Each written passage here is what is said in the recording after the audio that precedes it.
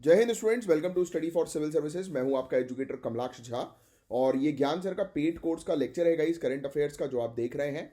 और जिन भी स्टूडेंट्स को ज्ञान सर के पेड कोर्स को ज्वाइन करना है, ये दिए गए नंबर पर आप कांटेक्ट करके ज्वाइन कर सकते हैं। यहाँ पर जीरो से लेकर सिलेक्शन तक की प्रॉपर सिविल सर्विसेज की तैयारी करवाई जाती है। दिए गए नंबर पर कांटेक्ट करके बैच की इंफॉर्मेशन की जानकारी जो है वो ले लीजिए। और ये हमारे टेलीग्राम के चैनल्स और ग्रुप्स हैं जिनको आप ज्वाइन कर सकते हैं। इंस्टाग्राम के पेज को फॉलो कर लीजिएगा, यहाँ पर गवर्नमेंट एग्जामिनेशन से रिलेटेड अपडेट्स आपको मिल जाएंगी।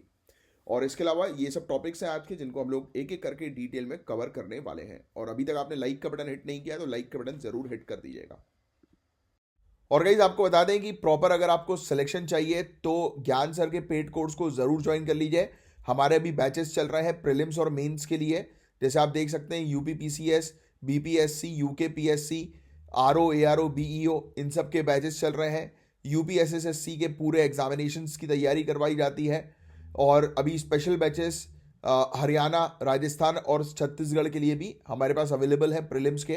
तो इन दिए गए नंबर पर कांटेक्ट करके आप बैचेस की इंफॉर्मेशन लेकर बैचेस को ज्वाइन कर सकते हैं। गाइस, जो अब टॉपिक हम लोग डिस्कस करने वाले हैं वो टॉपिक रिलीजन से रिलेटेड है।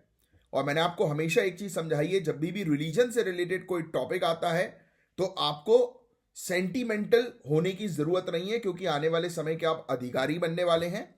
आपको कानून, कॉन्स्टिट्यूशन के अकॉर्डिंग चीजों को देखना है, राइट। आपको सेंटिमेंट्स के अकॉर्डिंग चीजों को नहीं देखना है, इमोशनल होकर चीजों को नहीं देखना है, वरना आपके लिए समस्या मेंस में भी बढ़ जाएगी और इंटरव्यू में तो बढ़नी है ही। तो अब जो मैं आपको बता रहा हूं वो थोड़ा ध्यान से समझना, क्योंकि ये टॉपिक जो है वो थोड़ा सा कंट्रोवर्शियल भी है और काफी इंपॉर्टेंट भी है। एग्जामिनेशन के पर्सपेक्टिव से आपको ये टॉपिक समझना। धर्म और राजनीति के बीच में एक टकराव हुआ है और पंजाब से रिलेटेड ये टॉपिक है। मुद्दे उठ रहे हैं कि अकल तख्त ने क्या सेक्युलरिज्म को कमजोर किया है, और हम पंजाब की राजनीति में धर्म का जो बढ़ता असर है उसको समझने वाले हैं। तो ये टॉपिक ना ही सिर्फ पंजाब के लिए बल्कि पूरे भारत के लिए सेक्युलरिज्म के टॉपिक को लेकर एक बड़ी चुनौती बन गया है। पंजाब की पॉलिटिक्स में रिलीजन का इन्फ्लुएंस कैसे बढ़ रहा है, तो ये हम डिस्कस करेंगे। अभी हुआ यह था कि 2007 से लेकर 2017 तक पंजाब के डेप्यूटी चीफ मिनिस्टर की पोजीशन पे रहे एक सीनियर लीडर को अकल तख्त ने पनिशमेंट दी है, और ये पनिशमेंट रिलीजियस और पॉलिटिकल दोनों है।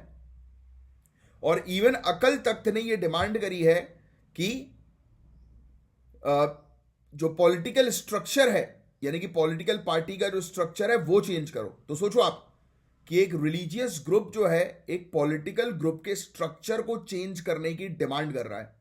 अकल तख्त क्या है ये तो आपको पता ही होगा। ये सिख रिलीजन की सबसे सुप्रीम अथॉरिटी है। पॉइंट टू बी नोटेड, अकल तख्त सिख रिलीजन की सबसे सुप्रीम अथॉरिटी है। सिख धर्म के मॉरल और एथिकल कंडक्ट को ध्यान रखना इसका मेन काम है। तो आगे की चर्चा करते हैं। तो पंजाब की पॉलिटिक्स में रिलीजन का इन्फ्लुएंस कोई नई बात नहीं है, लेकिन अब यह इन्फ्लुएंस और ज्यादा विजिबल हो रहा है। अकल तख्त ने ना सिर्फ उस लीडर को क्रिटिसाइज किया बल्कि उन्हें पार्टी चीफ की पोजीशन से हटाने की मांग की। इसका एक डायरेक्ट इंपैक्ट यह है कि पॉलिटिकल पार्टीज के डिसीजन अब सिर्फ वोटर्स या लीगल फ्रेमवर्क से नहीं बल्कि रिलीजियस बॉडीज के इन्फ्लुएंस से भी तय होंगे। क्या यह डेमोक्रेसी के लिए ठीक है? हमारा कॉन्स्टिट्यूशन सेक्युलरिज्म को प्रमोट करता है। सेक्युलरिज्म का मतलब क्या है कि रिलीजन और पॉलिटिक्स अलग अलग रहे, लेकिन अब रिलीजियस बॉडीज जैसे कि अकल तख्त पॉलिटिकल डिसीजन को अफेक्ट करते हैं, तो ये सेक्युलर प्रिंसिपल्स के खिलाफ है। और आपको क्या लगता है कि ये डेमोक्रेटिक वैल्यूज के लिए सही डायरेक्शन है? इस तरह के इंसिडेंट सिर्फ पंजाब तक सीमित नहीं है guys, all over India religion का इन्फ्लुएंस पॉलिटिक्स में बढ़ने लगा है। लेकिन हमें यह इंश्योर करना होगा कि यह ट्रेंड ज्यादा आगे ना बढ़े। पंजाब एक सेंसिटिव स्टेट है, और अगर रिलीजन और पॉलिटिक्स का बैलेंस कमजोर होता है तो यह रीजनल स्टेबिलिटी के लिए खतरा बन सकता है। एक और इशू है खालिस्तान मूवमेंट, जो डोरमेंट है, लेकिन ऐसे इंसिडेंट से वापस एक्सट्रीम आइडियोलॉजीज को सपोर्ट मिल सकता है। हमें इस मुद्दे को एक बैलेंस तरीके से देखना होगा और इंश्योर करना होगा कि सिख आइडेंटिटी को प्रोटेक्ट करते हुए डिविसिव आइडियोलॉजी को प्रमोट ना किया जाए, यानी कि इस प्रकार की एक्सट्रीम आइडियोलॉजी हो। तो सॉल्यूशन क्या है? पहला सॉल्यूशन, पॉलिटिकल पार्टीज को अपने डिसीजंस रिलीजियस इन्फ्लुएंस से अलग रखने चाहिए, इंक्लूसिवनेस और डेमोक्रेटिक वैल्यूज पे फोकस करना चाहिए।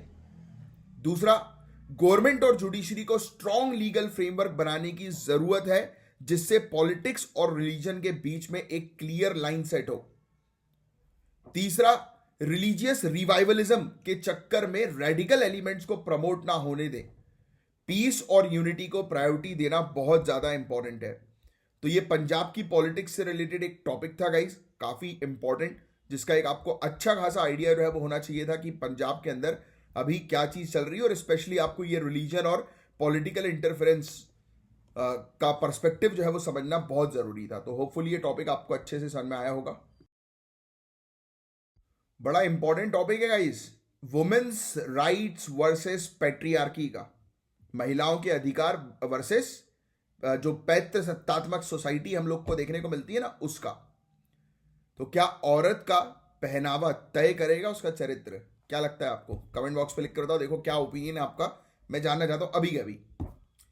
सो गाइस, हम डिस्कस करने वाले हैं वुमेन्स की ऑटोनॉमी, सेरिटोरियल चॉइस के ऊपर, मतलब औरतें क्या पहने, कैसे पहने, क्या इसमें सोसाइटी या कोर्ट का कोई हक बनता है।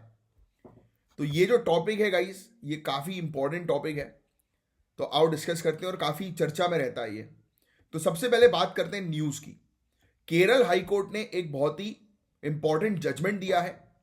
कोर्ट ने कहा है कि किसी औरत के कपड़ों के चुनने की आजादी उसका पर्सनल चॉइस है। कोई भी, चाहे सोसाइटी हो या कोर्ट, इसमें इंटरफेयर नहीं कर सकता। क्यों? क्योंकि ये उसके फंडामेंटल राइट्स का पार्ट है। ये डिसीजन एक फैमिली कोर्ट की कस्टडी रूलिंग को ओवर रूल करता है, समझ रहे हो? जिसमें एक माता ने, मतलब एक माता के कपड़ों और सोशल बिहेवियर को यूज करके उसका कैरेक्टर जज किया था एक फैमिली कोर्ट के अंदर। ये तो गलत है ना यार, कि आप किसी के कपड़ों को देखकर उसको जज कर रहे हो कि यार ये खराब है, घटिया है। बात तो वही हो गई कि एक व्यक्ति जो शराब नहीं पीता है और वो अगर शराबियों के साथ खड़ा है तो उसको भी लोग शराबी ही समझेंगे। ये सोसाइटी है, राइट? और मैं आपको क्लियरली बता दूं, आप आने वाले समय के अधिकारी हो, आपका माइंडसेट बहुत सॉलिड होना चाहिए। किस प्रकार से कौन क्या बोल रहा है उससे आपको मतलब नहीं होना चाहिए। आपको अपनी क्लैरिटी, अपने गोल्स क्लियर होने चाहिए। कई बार हम 4 लोगों के बोलने से या अपने दोस्तों के बोलने से इन्फ्लुएंस हो जाते हैं, अपन को बुरा लग जाता है। कोई जरूरत नहीं। जिसके बोलने से आपको बुरा लग रहा है, गेट आउट करो उसको अपनी लाइफ से, रखना ही नहीं है। मेरी बात ध्यान समझना। लाइफ में चाहे कुछ हो जाए, किसी से इन्फ्लुएंस अगर आप हो गए तो ये एग्जाम फिर आपके लिए नहीं है। ये एग्जाम स्ट्रॉन्ग माइंडसेट वाले लोगों के लिए है। कई बार किसी ने कुछ बोल दिया, अरे तुमसे तो नहीं हो पाएगा यूपीएससी, तो रोने लगे बैठ के, हैं? किसी ने बोल दिया कि अरे तुम्हारे अंदर कॉन्फिडेंस ही नहीं, तो घबराने लगे। किसी के बोलने पे नहीं आना है, अपने आप को डेली डेवलप करना है। आओ वापस टॉपिक पे, अब थोड़ा डिटेल में जाते हैं। फैमिली कोर्ट ने कस्टडी फादर को दी थी, सिर्फ इस वजह से कि मम्मी जो है वो डेटिंग एप्स यूज करती हैं और मॉडर्न कपड़े पहनती हैं। पर केरल हाई कोर्ट ने कहा कि भाई, कपड़े पहनना या एप्लीकेशन यूज करना पर्सनल आइडेंटिटी का पार्ट है। आप मॉरल पुलिसिंग करके कैसे जज कर सकते हो? हाई कोर्ट का यह कहना था कि जुडिशरी को पैट्रियार्कियल सोच से ऊपर उठकर काम करना चाहिए, और अगर एक डिवोर्स्ड महिला खुश है तो इसका यह मतलब नहीं कि उसमें सैडनेस होना चाहिए। ये तो आउटडेटेड सोच है भाई। कि अगर एक डिवोर्सी है तो वो खुश है, तो आप उसको गलत मत समझो। अब समझते हैं इस जजमेंट का लीगल पर्सपेक्टिव। हमारे कॉन्स्टिट्यूशन का आर्टिकल 14, 19 और 21 इक्वलिटी और पर्सनल फ्रीडम गारंटी देता है। इसमें कोर्ट ने कहा है कि कानून का इंटरप्रिटेशन जेंडर इक्वलिटी और ऑटोनॉमी को रिस्पेक्ट करते हुए होना चाहिए। यह जुडिशरी की जिम्मेदारी है कि वो पैट्रियार्की को प्रमोट ना करे। इस जजमेंट का सिर्फ एक केस तक लिमिटेड इंपैक्ट नहीं होगा। यह एक बड़ा स्टेप है जो दिखाता है कि औरतें अपनी लाइफ और चॉइसेस पे खुद का कंट्रोल रखें। अब custody decisions subjective moral judgement की बजाय फैक्चुअल मेरिट पे होनी चाहिए। पेरेंटिंग एबिलिटी लाइफस्टाइल चॉइस से जुड़ी नहीं की जा सकती। ऑब्वियसली भाई, जिसकी लाइफस्टाइल जैसी है उसको आप जो है वो कंपेयर मत करो उसके प्रोफेशन के साथ या उसकी दूसरी चीजों के साथ। पीपल यूज टू जज very easily. I have seen many foolish people. वो इतनी इजिली लोगों को जज कर लेते हैं छोटी सी चीज पर कि यार इसका नेचर ऐसा है, इसका बिहेवियर ऐसा है, या इसकी संगति ऐसी है, तो यार ये इस प्रोफेशन में ठीक नहीं है। पीपल जनरली जज like that only. Anyways, but you guys don't have to think about people. आपको तो सिर्फ अपने ऊपर फोकस करना है, अपने काम पर फोकस करना है। जिसको आना है आए आपके साथ, जिसको नहीं आना है भाड़ में आए। इतना आपको सॉर्टेड रहना है अपनी जिंदगी में। जिस दिन इतना सॉर्टेड होगा उस दिन आप अपने गोल्स को अचीव कर ही लोगे। हम लोग कई बार अपने गोल्स को जो है वो कॉम्प्रोमाइज कर देते हैं, बताइए, ये छोटी छोटी चीजों के कारण। ये कभी नहीं होना चाहिए।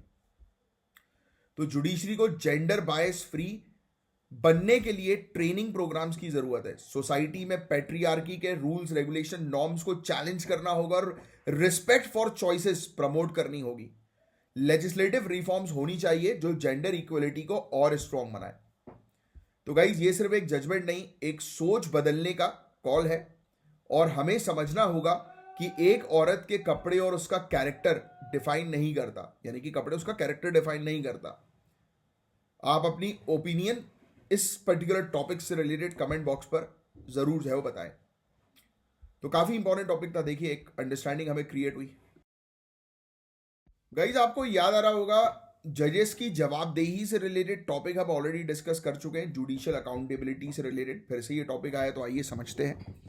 तो जुडिशियल अकाउंटेबिलिटी इन इंडिया का टॉपिक है, एक ऐसा मुद्दा जो जुडिशरी और डेमोक्रेसी दोनों के लिए बहुत इंपॉर्टेंट है। क्या जुडिशरी बिल्कुल फ्री और इंडिपेंडेंट होनी चाहिए या अकाउंटेबिलिटी भी जरूरी है? तो आइए डिस्कस करते हैं बहुत सिंपल तरीके से। सबसे पहले न्यूज का कॉन्टेक्स्ट समझते हैं, क्या लिखा है न्यूज में। तो रिसेंटली एक हाई कोर्ट के जज के खिलाफ 55 राज्यसभा एमपीज ने इंपीचमेंट मोशन फाइल किया। आरोप है हेट स्पीच और कम्युनल हार्मनी को खत्म करना, डिस्टर्ब करना, जो कॉन्स्टिट्यूशनल वैल्यूज के खिलाफ है। याद आ रहा है ये केस हम ऑलरेडी 2-3 दिन पहले भी डिस्कस कर चुके हैं। इस केस में एक मेजर पॉइंट है जुडिशरी की इंडिपेंडेंस और उनकी अकाउंटेबिलिटी के बीच बैलेंस का। तो सबसे पहले समझते हैं जुडिशरी की अकाउंटेबिलिटी के लीगल फ्रेमवर्क को। हमारे कॉन्स्टिट्यूशन के आर्टिकल 124 क्लॉज 4 और 124 क्लॉज 5 कहते हैं कि जजेस का रिमूवल सिर्फ प्रूवन मिसबिहेवियर या इनकैपेसिटी की वजह से हो सकता है। यानी कि सिर्फ 2 ही ग्राउंड्स है जजेस को निकालने के। कौन से ग्राउंड? प्रूवन मिसबिहेवियर और इनकैपेसिटी। यानी कि अगर क्लियर हो चुका है कि उन्होंने जो है वो मतलब उनका मिसबिहेवियर है। अब देखो यहां पर point to be noted, misbehaviour का मतलब सिर्फ बदतमीजी नहीं होता। इसमें इस कॉन्टेक्स्ट में मिसबिहेवियर का मतलब यह भी है कि वो सही तरीके से अपना जजमेंट नहीं दे रहे हैं, राइट। और इनकैपेसिटी तो आपको पता ही है कि सक्षम नहीं है। तो ये जो सेफगार्ड्स हैं ये जुडिशरी की इंडिपेंडेंस के लिए है कि सिर्फ इन 2 ग्राउंड्स पर ही जजेस को निकाला जा सकता है। फिर 1997 का री स्टेटमेंट ऑफ जुडिशियल वैल्यूज कहता है कि जजेस को पॉलिटिकल मैटर्स पर पब्लिक में कमेंट नहीं करने चाहिए। ये इंपार्शियलिटी के लिए बहुत ज्यादा जरूरी है, समझ रहे हो। फिर इसके अलावा आर्टिकल 51A E सभी सिटीजन्स और ऑफिशियल का ड्यूटी है हार्मनी को प्रमोट करना और भेदभाव को त्यागना, की किसी के साथ भेदभाव नहीं होना चाहिए। जजेस को इसका एक एग्जाम्पल सेट करना चाहिए। अब सुनो बात बहुत ध्यान से, आरोप को समझते हैं। पहला आरोप हेट स्पीच का, जज पर माइनॉरिटीज के खिलाफ स्टेटमेंट्स का आरोप है। यह जुडिशरी की न्यूट्रलिटी को इंपैक्ट करता है। दूसरा आरोप कि भाई वो बायस है। यूनिफॉर्म सिविल कोड पर उनका पब्लिक कमेंट एक कंट्रोवर्सी बन गया। जुडिशियल एथिक्स कहता है कि जजेस को पॉलिटिकल इश्यूज पर न्यूट्रल रहना है। और यहां एक इंटरेस्टिंग सवाल उठता है, जुडिशरी को बिल्कुल इंडिपेंडेंट रहना चाहिए या अकाउंटेबिलिटी का एक मैकेनिज्म होना चाहिए? मतलब टोटली वो इंडिपेंडेंट है या फिर कहीं ना कहीं जवाबदेही होनी चाहिए? तो पहली चीज तो जुडिशियल इंडिपेंडेंस समझो। इंडिपेंडेंस जुडिशरी के लिए बैकबोन है। अगर जजेस पर बाहर का प्रेशर होगा तो इंपार्शियल डिसीजन कैसे पॉसिबल है? भाई अगर जजेस के ऊपर प्रेशर क्रिएट होता रहेगा तो वो निष्पक्ष तरीके से जो है वो कैसे कार्रवाई करेंगे, डिसीजन लेंगे? तो इसलिए जो इंडिपेंडेंस है वो जुडिशरी के लिए बैकबोन इंपॉर्टेंट है। अब बात करें अकाउंटेबिलिटी की। अगर जुडिशरी के मेंबर्स एथिकल स्टैंडर्ड्स फॉलो नहीं करेंगे तो पब्लिक का ट्रस्ट टूट सकता है। इसीलिए अकाउंटेबिलिटी, जवाबदेही भी जरूरी है। तो यहां एक बैलेंसिंग एक्ट जरूरी है। अकाउंटेबिलिटी भी होनी चाहिए और साथ ही साथ ओवर पॉलिटिसाइजेशन भी नहीं होना चाहिए। मतलब इंडिपेंडेंट रहनी चाहिए जुडिशरी, उसके बीच में एक बैलेंस। अब इस मोशन जो अभी पार्लियामेंट के अंदर हमें देखने को मिला जज को निकालने का, तो इस मोशन का जुडिशरी और डेमोक्रेसी पर क्या इंपैक्ट होगा? तो ये एक गाइस आप कह सकते हो कि प्रेसिडेंट सेट करेगा, मतलब कि एक एग्जाम्पल सेट करेगा कि जजेस भी अकाउंटेबल हैं। लेकिन ग्रेवियंस रिड्रेसल मैकेनिज्म को और स्ट्रॉन्ग करने की जरूरत है, जहां पर शिकायत की जा सके जजेस के अगेंस्ट। और अगर इंक्वायरी फेयर और ट्रांसपेरेंट हुई तो पब्लिक का ट्रस्ट जो है वो बना रहेगा। लेकिन अगर इंक्वायरी में किसी भी प्रकार से पक्षपात हुआ तो इससे और इश्यूज क्रिएट हो सकते हैं और जुडिशरी से पब्लिक का जो ट्रस्ट है, जो विश्वास है, वो टूट सकता है। तो जुडिशियल कंडक्ट के लिए एक इंडिपेंडेंट कमीशन एस्टैब्लिश करना पड़ेगा। जजेस के लिए एथिकल ट्रेनिंग समय समय पर जरूरी है। पॉलिटिसाइजेशन से बचने के लिए फेयर और कॉन्स्टिट्यूशनल प्रोसीजर को फॉलो किया जाए। तो ये कुछ चीजें हैं जो थोड़ी सी ध्यान में रखनी। देखो कितना इंपॉर्टेंट टॉपिक है ये। अब ये जो टॉपिक है गाइस, ये रेफ्यूजी के अधिकार का टॉपिक है जिसको हम लोग डिस्कस करने वाले हैं। एक श्रीलंकन तमिल रेफ्यूजी है जो 1997 से इंडिया में फंसा हुआ है।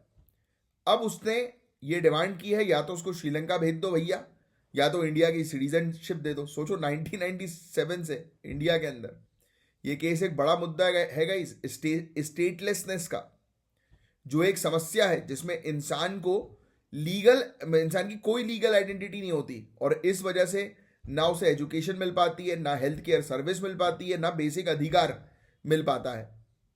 तो समस्या सिर्फ ये नहीं है, ये एक इंटरनेशनल मुद्दा बन गया है। आइए कॉन्टेक्स्ट में आता है। तो स्टेटलेस पर्सन के पास, स्टेटलेस समझ रहे हो, यानी कि जिसके पास किसी भी पर्टिकुलर गवर्नमेंट का संरक्षण नहीं है, कोई भी पासपोर्ट नहीं है, कोई भी सिटीजनशिप नहीं है।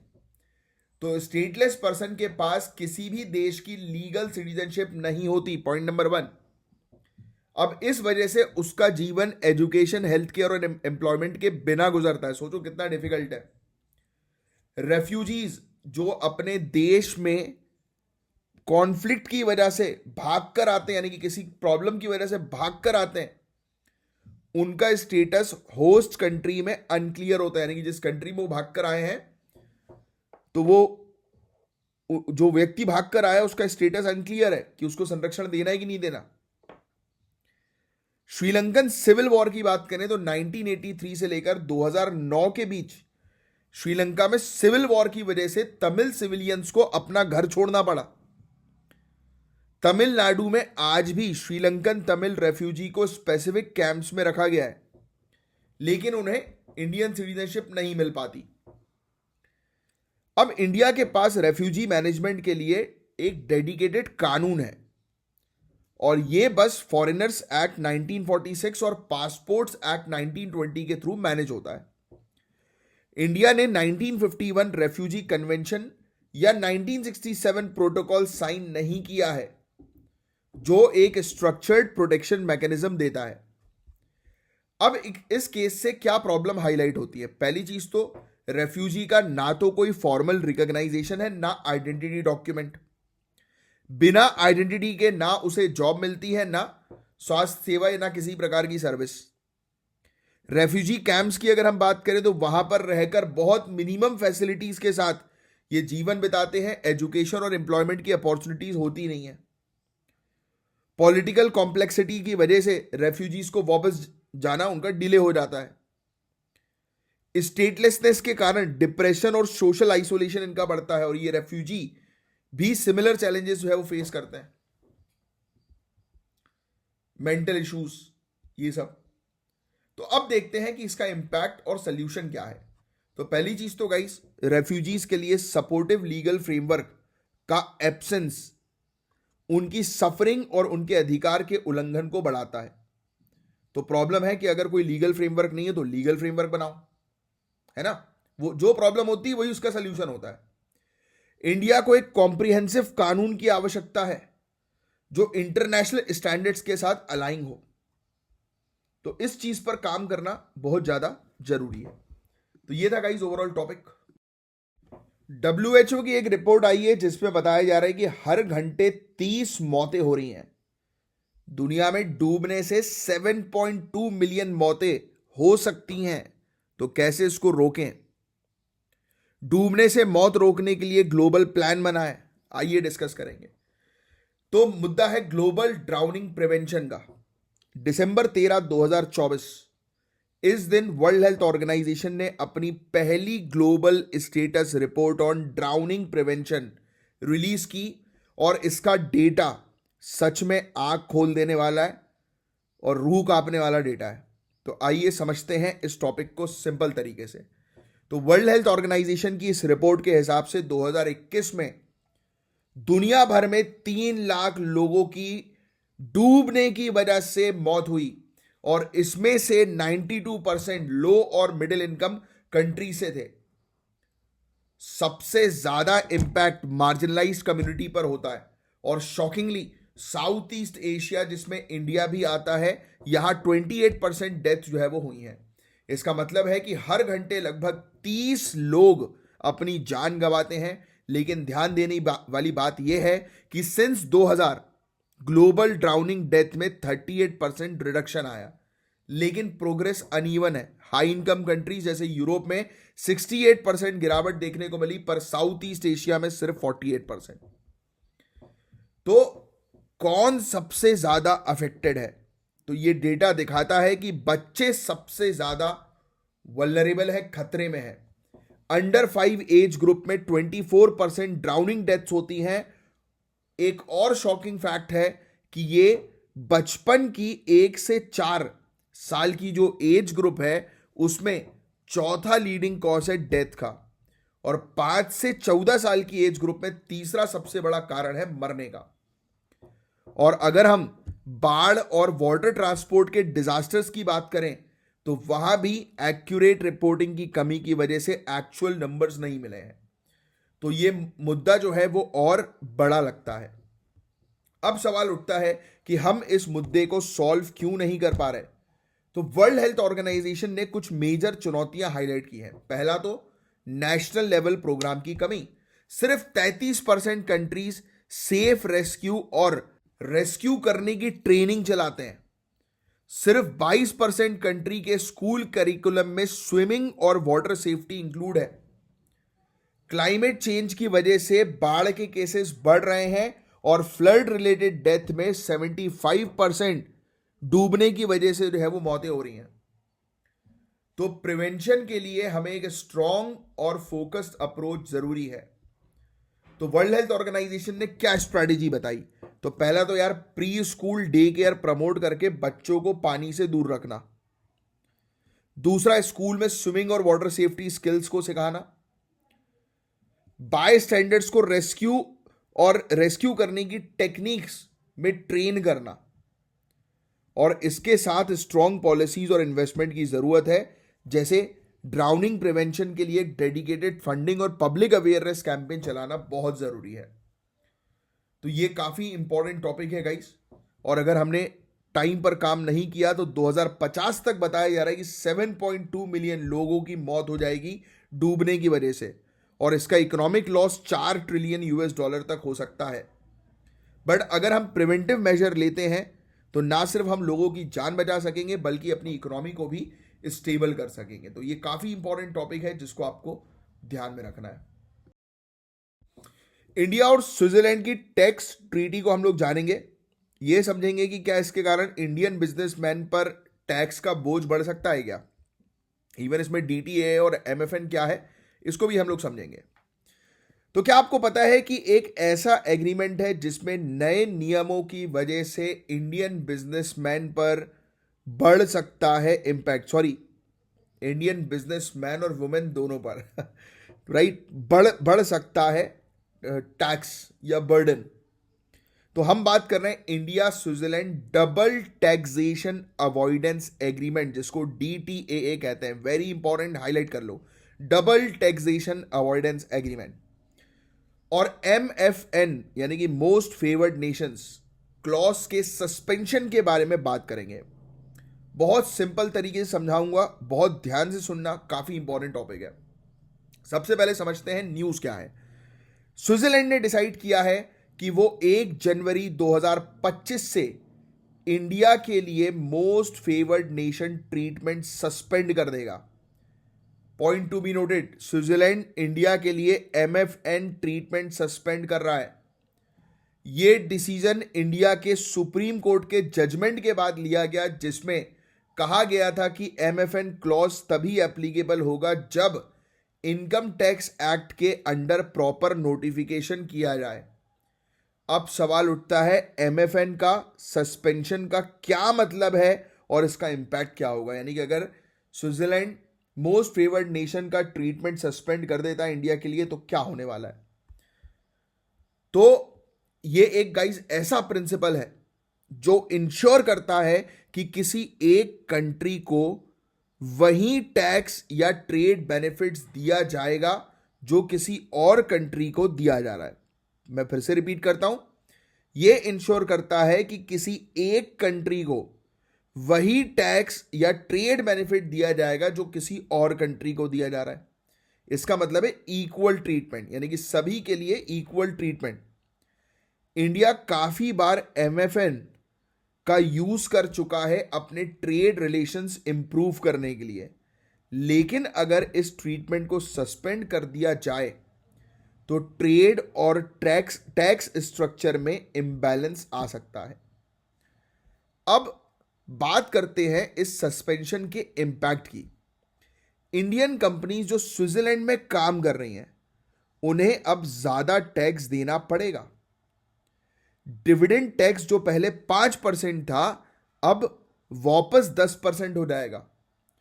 इसका impact IT, pharma, financial sector पर होगा और इन इंडस्ट्रीज की कॉस्ट बढ़ जाएगी और ग्लोबल मार्केट में कंपटीशन करना मुश्किल होगा।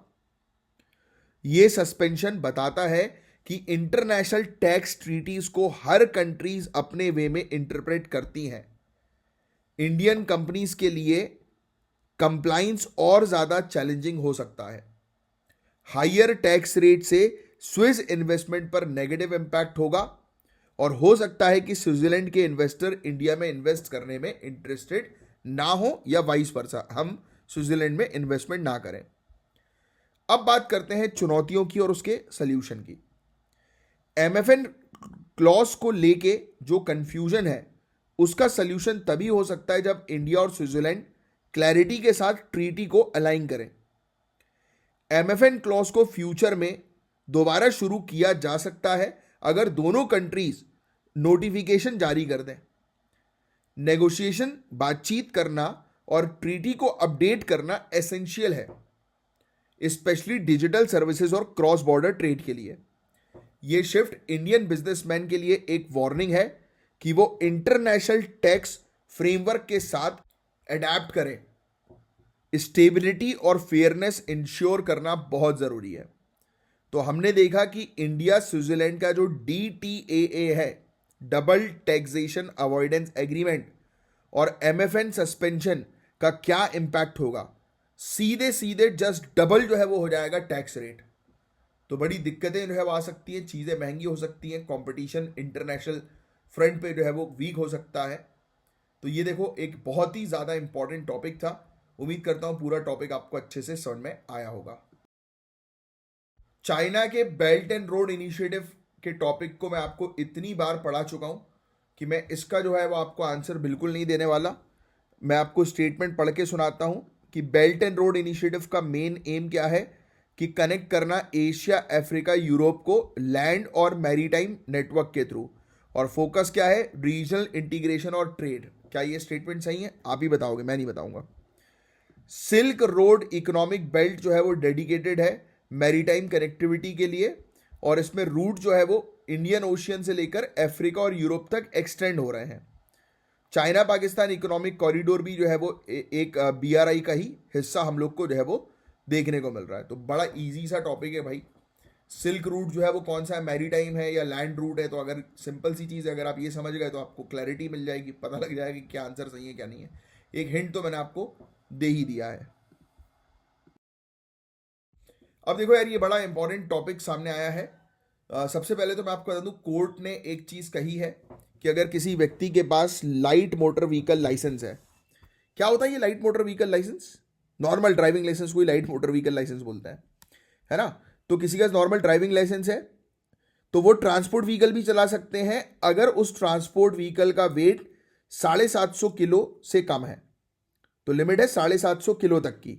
यानी कि अगर आपके पास ड्राइविंग लाइसेंस है लाइट मोटर व्हीकल का, 4 व्हीलर का, और आप एक पिकअप ट्रक या मिनी ट्रांसपोर्ट वैन चला रहे हो जिसका वेट 7,500 किलो से कम है, तो आपका लाइसेंस वैलिड है, आपको चालान नहीं कटेगा आपके ऊपर। पर पहले प्रॉब्लम क्या थी समझना। इंश्योरेंस कंपनी अक्सर एक्सीडेंट केस में light motor vehicle licence holders की क्लेम को रिजेक्ट कर देती हैं। कहते हैं कि आपका लाइसेंस सिर्फ प्राइवेट व्हीकल्स के लिए वैलिड है, ट्रांसपोर्ट व्हीकल्स के लिए नहीं है, तो हम इंश्योरेंस नहीं देंगे। फिर इसके अलावा मोटर व्हीकल एक्ट 1988 भी समझ लो। तो ये कानून डिफाइन करता है कि लाइट मोटर व्हीकल का वेट 7,500 किलो तक होना चाहिए। पर इंटरप्रिटेशन का इशू था जिसमें प्राइवेट और ट्रांसपोर्ट व्हीकल्स को अलग अलग कैटेगरी में रखा जा रहा था। तो सुप्रीम कोर्ट ने बोल दिया कि नहीं भाई, ऐसा मत करो, किसी का नॉर्मल ड्राइविंग लाइसेंस है तो भी वो कमर्शियल गाड़ी चला सकता है, मिनी ट्रक वगैरह, जिसका वेट 7,500 से कम होना चाहिए। अब सुप्रीम कोर्ट के इस जजमेंट से इंश्योरेंस सेक्टर के लिए गेम चेंजर है। अब इंश्योरेंस कंपनी ऐसे केसेस में क्लेम रिजेक्ट नहीं कर सकती जिसमें light motor vehicle licence holder transport vehicle चला रहा है जिसका वेट कितना कम है, बता दो कमेंट बॉक्स पे। अगर एक light motor vehicle licence holder का एक्सीडेंट होता है जब वो एक ट्रांसपोर्ट वैन चला रहा है, तो अब उनका इंश्योरेंस क्लेम रिजेक्ट नहीं होगा, इस वजह से कि वो ट्रांसपोर्ट व्हीकल चला रहा है। As simple as that. बस ये था एक टॉपिक। अब ट्राई करो इस क्वेश्चन का जो है वो आंसर जो है वो देने की।